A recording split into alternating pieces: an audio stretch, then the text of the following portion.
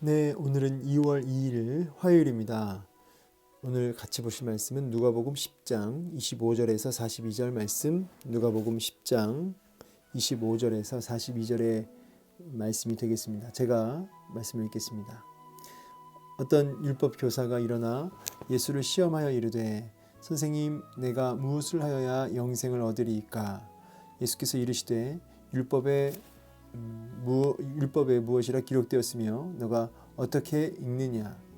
대답해 이르되 내 마음을 다하며 목숨을 다하며 힘을 다하며 뜻을 다하여 주 너의 하나님을 사랑하고 또한 내 이웃을 내 자신같이 사랑하라 하였나이다. 예수께서 이르시되 내 대답이 옳도다. 이를 행하라. 그러면 살리라 하시니 그 사람이 자기를 옳게 보이려고 예수께 여짜오되 그러면 내 이웃이 누구니이까? 예수께서 대답해 이르시되 어떤 사람이 예루살렘에서 여리고로 내려가다가 강도를 만나매 강도들이 그 옷을 벗기고 때려 거의 죽은 것을 버리고 갔더라.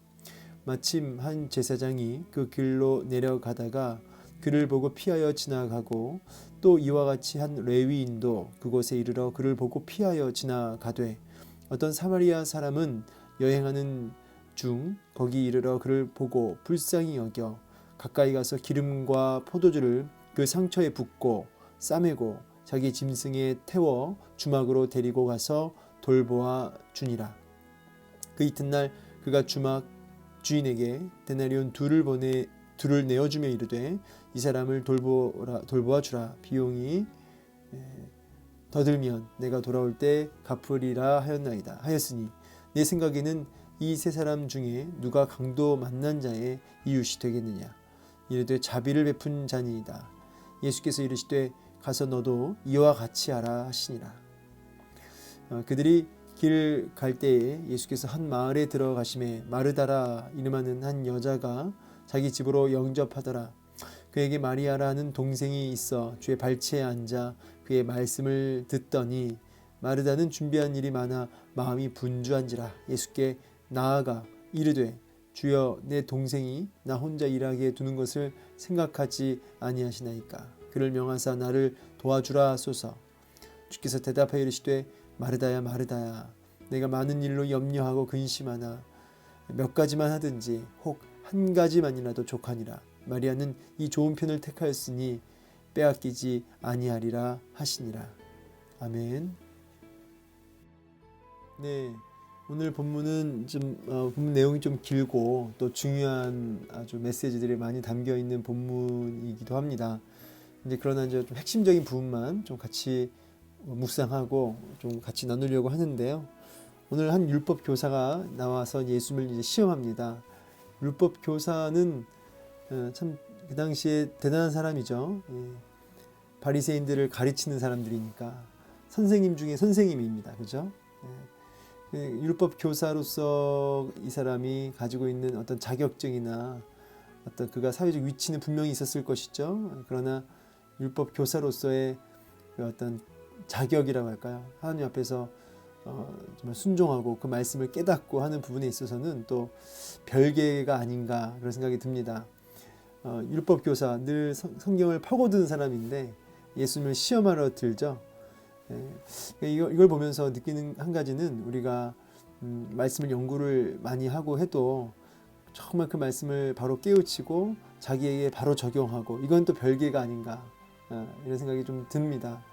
그런 맥락에서 우리가 말씀을 공부하고 또 이렇게 설교를 끊임없이 들을 때 단순하게 우리의 귀와 머리만 커지는 것이 아니라 그것이 내 삶의 어떤 인격을 변화시키고 영적인 눈을 열게 하고 또 나에게 실제적으로 날마다 적용시켜서 정말 그냥 라이센스만 있는 게 아니라 그냥 목사, 뭐 집사, 권사 뭐 이런 직분자로 서는 것이 아니라 정말 그 직분에 맞는 그런 성숙함과 영적인 그 영안이 열리는 이런 일들이 있어야겠다 그런 생각을 합니다.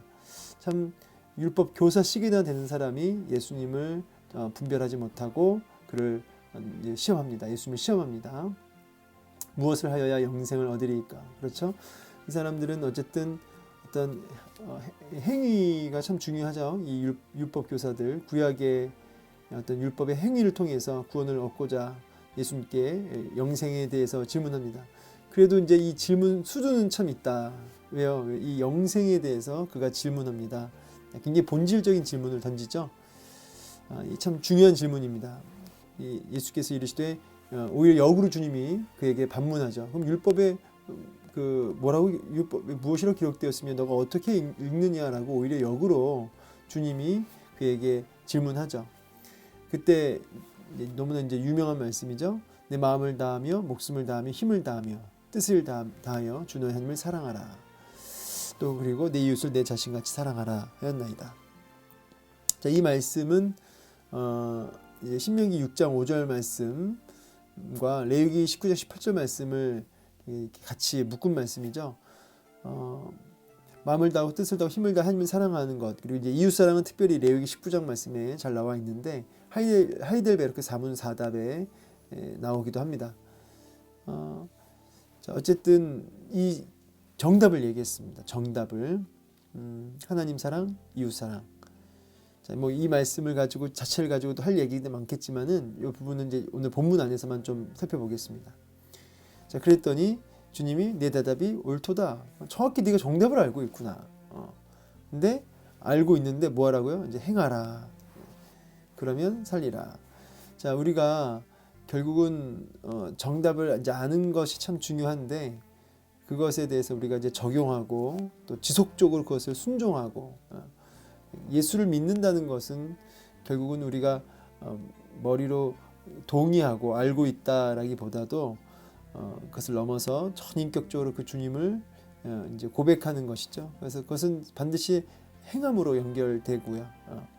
믿음은 행함으로 연결되는데 이 사람은 이제 알고는 있죠. 이 정답을. 그렇지만 이 행하는 부분에 있어서 문제가 있었던 거죠.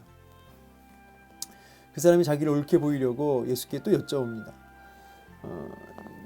보시면 제가 저번에도 한번 얘기했지만 이 바리새인들이나 율법 교사들 자체가 참 의도는 좋다. 의도는 열심히 하려고 하는. 근데 그 의도에 맞지 않게 그들이 변질이 됐는데 왜 변질이 됐냐면 하나님 앞에서의 평가보다 사람들 앞에서의 평가가 더 중요해지고 하나님의 어떤 하나님 앞에서의 어떤 그 평가에 민감해지기보다는 사람의 평가에 민감해지기 시작하는 순간부터 이상해지기 시작했다는 거죠. 변질이 되기 시작했다. 외식하게 됐다는 거죠. 오늘도 보니까 이 율법 교사가 자기를 옳게 보이려고 하나님 앞에 옳게 보이려고 한 건 아니죠. 사람들 앞에서 자기를 드러내는. 그러면서 이제 내 이웃이 누구니까 사실 정답을 알고 물어보는 거죠. 자기 이웃의 범죄에 대해서 이 율법 교사는 정확히 알고 있어요. 근데 자기의 어떤 그 부분을 드러내려고 의도적으로 이렇게 알고 있는 답을 의도적으로 질문하는 거죠. 예수님이 뭐라고 하시죠? 갑자기 이렇게 누구다 이렇게 얘기를 안 하시고 그 유명한 그 선한 사마리아인의 비유를 오늘 본문에서 이제 얘기하시죠. 어떤 사람이 예루살렘에서 여리고로 내려가다가 강도를 만났다. 이 어떤 사람은 유대인인지 이방인인지 알지 못하지만 본문 안에서 그냥 보면은 유대인으로 이렇게 보여지는 거죠. 예루살렘에서 여리고로 내려갔다. 이 예루살렘은 제가 생각했지만 해발 760m. 그러니까 굉장히 이제 여기서는 고지대고요. 그리고 여리고는 이제 해면 하, 그러니까 밑으로 250m예요. 그러니까 사실은 그 굉장히 차이가 나죠. 고지대와 저지대입니다. 해저 250m면 그죠? 그러니까 이 거리상으로는 36km 정도 되고요. 여리고에서 이제 예루살렘에서 여리고가 이 보면은 지도상으로는 이렇게 됩니다. 여기가 이제 밑에가 염해죠. 얘가 염해고, 얘가 염해고, 여기가 이제 예루살렘, 그렇죠? 아마 이게 요르단 강 물줄기가 이제 이렇게 올라갈 테고요. 어쨌든 여기 보면은 그렇게 지도상으로 보면은 그렇게 멀지 않는데 한 이게 36km 정도 된다는 거죠. 36km 정도. 그래서 예루살렘과 이 예루살렘에서 여리고로 내려갔다. 이거 고지대고 이게 저지대니까 내려갔다는 표현이 맞죠. 예루살렘에서 여리고로 내려갔다는 얘기는 이제 제사를 지내고 이제 집으로 갔다는 의미가 됩니다. 실제로 이 여리고에 뭐가 있냐면은 이제 많이 그 제사장들이나 레위인들이 많이 그 집들이 여기 위치해 있다고 자료에는 나와 있어요.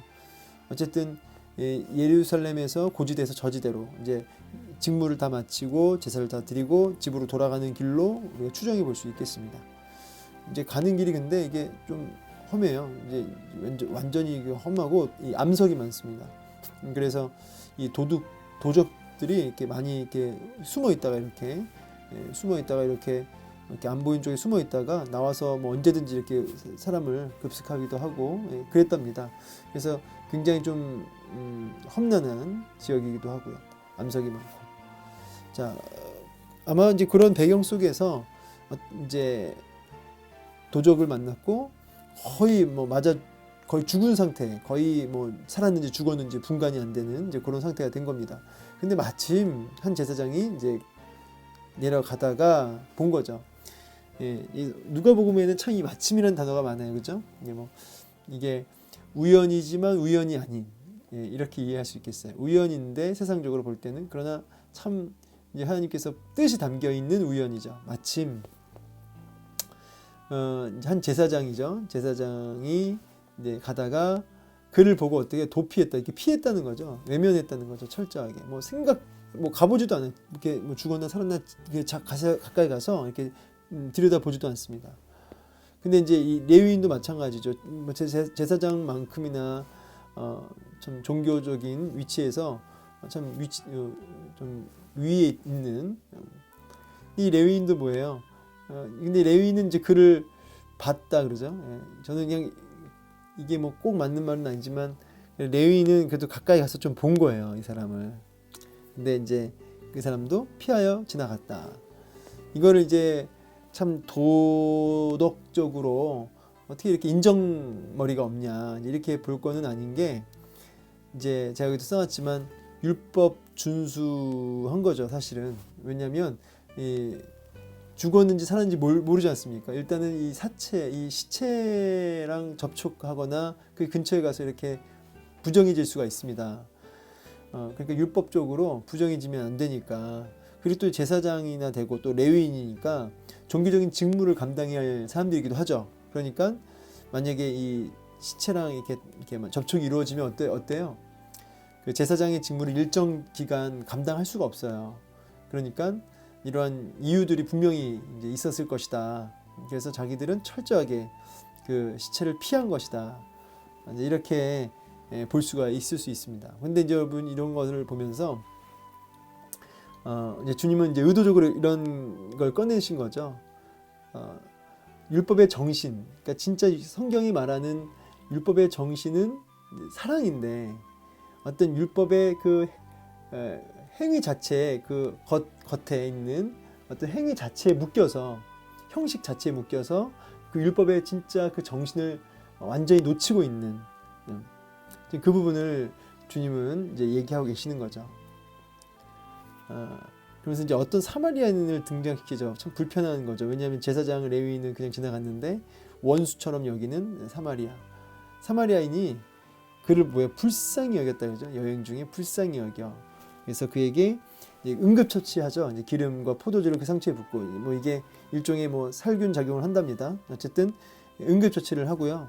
그리고 이제 주막으로 가서 그를 돌봐줍니다. 이튿날 다른 성경 번역본에는 이제 뭐 어떤 새벽녘에 이렇게도 나와요. 그러니까 바쁜 사람이라는 거예요. 이 사람도 단순하게 할 일 없이 여행하면서 이렇게 우연히 그런 게 아니라 이 사람도 할 일이 있고 바빴다는 거죠. 그가 이제 떠나면서 새벽같이 주인한테 데나리온 2를 줬다는 거죠. 이게 이 데나리온 2이 당시에 그 숙박 2달치 금액이랍니다. 어쨌든 적지 않은 금액을 주면서 돌봐주라고, 그리고 또 비용이 더 발생되는 부분에 있어서는 자기가 다 돌아오면서 다 갚으겠다고 하는 정말 과하게 친절을 베풀고 있죠. 끝까지 책임지는 모습이에요. 그러면서 주님이 이제 질문하죠. 누가 이웃이냐? 누가 강도 만난 자의 이웃이냐? 그러니까 오히려 누가 내 이웃입니까라는 질문에 너는 누구의 이웃이냐 이렇게 역으로 질문하는 거죠. 그러니까 누가 내 이웃이 될까를 질문하는 게 아니라 주님은 나는 누구의 이웃이 될까에 이렇게 관점을 좀 바꾸시는 거예요. 그러면서 이제 답이 자비를 베푼 자니이다. 또 주님은 아주 간단하게 얘기하세요. 너도 이렇게 해라. 알고 있지 말고 정답을 말하지 말고 그렇게 해라. 이 자비를 베푼 끝까지 사마리아인입니다 이렇게 얘기 안 하죠. 불편하기 때문에 자비를 베푼 자니이다. 그러니까 여러분 이제 이런 좀 이제 확대 해석일 수도 있지만 이제 어디까지 바라보냐면 이 사마리아인은 어쨌든 이 원수의 땅에 지금 와 있잖아요. 이 예루살렘과 여리고 어쨌든 이 유대인의 땅에 이 사마리아인이 지금 와 있단 말이에요. 원수의 땅에 와 있다. 근데 그가 그를 정말 강도 만난 자를 불쌍히 여겼다. 그래서 이거를 어떻게 해석까지 하냐면 강도 만난 자는 원수 마귀에 의해서 완전히 거의 다 죽은 영적으로 죽어 있는 인류를 가리키고 그리고 이제 이 제사장과 레위인들은 이제 어떤 율법을 의미하는데 율법은 원수 마귀에 의해 정말 소망 없이 거의 죽은 우리를 살릴 수 없는데 이 사마리아 원수의 땅에 내려오신 그렇죠 우리 죄인들의 원수의 땅에 내려오신 하나님의 아들 예수 그리스도는 우리를 불쌍히 여기셔서 우리 끝까지 책임지셨다. 우리를 건져내셨다. 구원하셨다. 우리의 진정한 이웃은 예수 그리스도시다. 여기까지 이제 확장해서 해석하는 그런 주석도 있습니다. 참 인사이트가 있죠. 그래서 우리의 진정한 이웃이 되어주시러 오신 예수 그리스도. 그래서 우리가 복음을 또 생각하기도 합니다. 이제 그 부분까지도 우리가 묵상해 볼 수 있고요. 이제 그러나 이제 본문 자체에서 1차적으로는 이제 이웃 사랑에 대한 부분이니까, 그래서 율법의 어떤 준수, 형식과 어떤 그 틀은 분명히 지켰지만 율법의 그 정신, 하나님의 진짜 의도, 율법 안에 있는 진짜 핵심 메시지를 전혀 놓치고 있는 율법사와 제사장과 레위인들을 보게 되는 거죠. 그래서 이웃 사랑을 전혀 하고 있지 못하는 형식에 붙들려 있는 종교적인 열심에만 붙들려 있는. 근데 주님은 그걸 다 깨서 율법의 진짜 정신은 이 이방인을 초월해서 하나님의 사랑을 실천한 이 사마리아인을 이제 들어서 이렇게 불쌍히 여기는 이 마음으로 그렇게 끝까지 책임지는 이 사랑을 이제 이거 진짜 이웃 사랑이다라고 좀 얘기하고 계시는 것이죠. 그러면서 자꾸 이웃의 범주를 너가 정해서 누가 내 이웃이냐 할 게 아니라 내가 그 사람의 이웃이 되어줘야 된다라고 너도 이렇게 행하라라고 이웃 사랑에 대해서 정확하게 짚으시죠. 이제 그러면서 이제 이웃 사랑에 대해서 정확히 짚으셨다면 이제 마르다와 마리아 이야기를 통해서 이제 하나님 사랑이 어떤 건지를 얘기하시죠. 하나님 사랑. 그러니까 이웃 사랑과 하나님 사랑을 주님이 이렇게 의도적으로 쭉 이제 펼쳐 가시는 거죠. 하나님 사랑은 뭐냐면 이제 마르다와 마리아를 통해서 이제 알게 돼요. 이제 예수님이 오셨습니다. 마르다 이름이 이제 여주인이라는 뜻인데 여주인이라는 이름답게 아주 열심히 예수님을 잘 영접하려고 합니다. 그런데 동생 마리아가 주의 발치에 앉아 말씀을 듣고 있는 거죠. 그 분주한 시각에 이 마리아 별명이에요. 이거 이 주의 발치, 주님 발치에 앉아 이게 마리아 별명입니다. 뭐 항상 보면은 항상 주님 발치에 앉아 있는 여인이 마리아예요. 그래서 주님 발치에 앉은 여인 이렇게 별칭이 붙어 있습니다. 이 마리아가 주의 발치에 앉아서 말씀을 듣고 있습니다. 사실은 이게 그 당시에 우리는 뭐 그런가 보다 하지만은 그 당시 배경 속에서 보면은 좀 굉장히 의아한 일이죠. 왜냐하면 이 예수님이 앉아 있는 그 자리에서 보통 남자들이 이렇게 같이 앉아서 이렇게 대화를 나누고 여인들은 거의 부엌에 있거든요. 그리고 같은 거실에 이렇게 앉아 있거나 이러질 않는 것으로 제가 그 공부했던 기억이 나는데, 그러니까 이제 바쁘게 일을 해야 되는데 그 남자들이나 앉아 있는 그 거실에서 이렇게 이야기 나누는 그 담소하는 그 자리에서 말이죠. 이 마리아가 그냥 아주 자리 한 자리 차지하고 앉아가지고 그것도 예수님 딱 발치에 발 밑에 앉아가지고 말씀을 듣고 있으니까 참 이 장면 자체가 좀 저는 그냥 재밌다 이런 생각이 듭니다. 자, 그런데 이 언니가 참 속이 상하는 거죠. 준비하는 일이 많아. 얼마나 예수님 이렇게 모셨으니까 얼마나 마음이 분주해요. 막 최선을 다해서 끌어당겨가지고 막 일을 하는데 마음이 어때요? 분주하죠. 지나가면서 아마 그냥 눈으로 사인을 주고 막 소리 막 기침도 하면서 막 사인을 줬을 겁니다, 분명히. 그런데 뭐 마리아는 뭐 그런 사인 뭐 전혀 관계없이 사인을 다 무시하고 말씀을 들으니까 하다 안 되니까 그냥 막 너무 속상해가지고 마음이 분주한데 말이죠. 와가지고 주여, 내 동생이 나 혼자 일하게 두는 것을 생각하지 아니하시나이까 하면서 간접적으로 지금 동생을 지금 이제 혼내면서 주님 좀 한마디 좀 하시라고 좀 혼내시라고 막 이런 거죠. 그러니까 주님이 마르다야 마르다야, 저기 주님이 마르다를 2번 부르시는데 저는 여기서 또 주님의 그 애정이 느껴져요. 마르다야 마르다야, 참 사랑과 애정 섞인 주님의 마음을, 감정선을 이렇게 읽으면서요. 너가 많은 일로 염려하고 근심하나, 이렇게 나가죠. 그러니까 여러분 이게 자세히 보시면 이 분주한 마음이 어디로 연결돼요? 많은 그 염려와 근심으로 연결되죠. 분주한 마음이 염려와 근심으로 이어지면서 지금 주님의 결론은 뭐냐면 마리아는 좋은 편을 택했다고 하면서 그건 뺏기지 않는다, 이렇게 얘기하죠. 뭐 마르다의 봉사 자체가 나빴다는 얘기는 아니에요. 근데 뭐가 문제인 거냐면 분주한 마음으로 염려와 근심에 붙들려 있는, 그래서 결국은 이게 본문 안에서 뭐로 연결되냐면 사실은 분노로 연결되잖아요, 그죠? 그러니까 분주한 마음이 염려와 근심을 낳고 결국은 분노로 열매를 맺는 이 부분을 주님은 지목하신 거죠. 이렇게 아니라고 얘기하신 거예요. 그건 아니라는 거죠. 우리가 주의 일을 하면서 분주한 마음이 있을 수 있고 생각이 많아지고 근심도 있을 수 있죠. 근데 그것이 불평과 원망을 또 이렇게 낳게 된다는 것이에요. 그렇게 하면 안 된다고 주님 말씀하시는 거죠. 주님 섬긴 일에도. 그러니까 여러분 지금 이제 이웃 사랑, 주님을 잘 섬기고 대접하는 건 너무 중요한데 먼저는 뭐예요? 주의 발치죠. 주님 발치 앉아서 말씀을 잘 듣는 건 그것이 좋은 편이라고 얘기하시는 거예요. 그래서 여러분 우리가 봉사도 하고 섬김도 해야겠지만 먼저 우선순위라고 해야 될까요? 먼저 주의 발자취에 앉아, 주님 발치에 앉아 그 주님의 메시지를 정확하게 알고 분주한 마음이 아니라 그 사랑이 터져나오는 마음으로 그렇게 주님을 섬길 수 있고 이웃을 사랑할 수 있어야겠죠. 그래서 하나님 사랑이 먼저고 그 다음에 이웃 사랑이 그 다음으로 연결되는 거죠. 자연스럽게 흘러가야 되는 거겠죠. 그죠? 오늘 이 말씀을 통해서 진정한 하나님 사랑과 이웃 사랑이 머리에서 우리 삶 전 인격으로 행함으로 지속적으로 열매 맺어질 수 있는 우리 모두가 되기를 주의 이름으로 축원합니다. 감사합니다.